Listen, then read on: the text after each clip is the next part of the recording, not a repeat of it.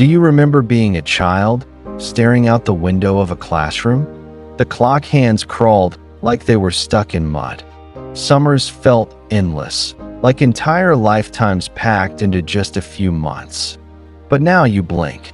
A week disappears. A year vanishes in a flash. Why does time seem to speed up the older we get? As children, the world is full of firsts. The first bike ride. The first time you felt sand between your toes. The first time you fell in love with discovery itself. Your brain recorded every detail. The smell of the grass, the sound of laughter, the sunlight dancing through the leaves. Every day was alive. Every moment was full. That's why summers stretched on like forever. But then adulthood arrives. Routines take over. Wake up, commute, work, scroll, cook, sleep, repeat. Your brain stops paying attention.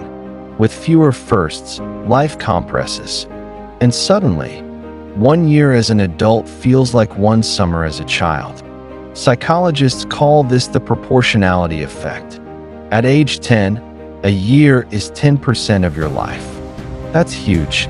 At age 50, a year is only 2%. That feels smaller, shorter, faster. Add routine, add repetition, and the brain hardly notices the days.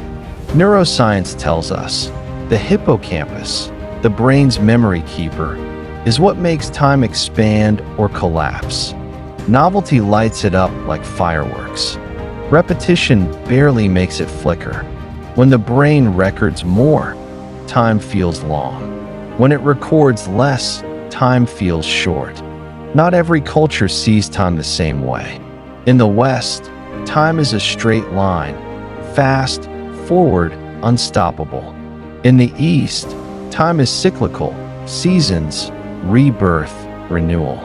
In indigenous traditions, time isn't measured by clocks, but by events, stories, and rituals. Maybe part of the rush comes from the way we cage time in minutes and deadlines, instead of moments and meaning. As children, 10 years feels like forever because it's your whole life up to that point.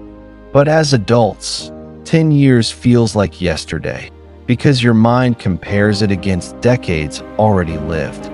The older you get, the more routine dominates and the faster life blurs. Here's the truth. Time doesn't really speed up. Our perception does. Think about vacations. Why do they feel long? Because everything is new. Think about your commute. Why does it vanish? Because it's predictable.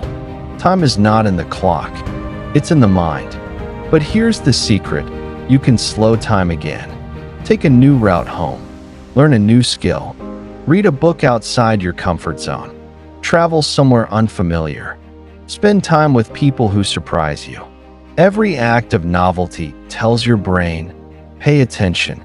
And when your brain pays attention, life expands again.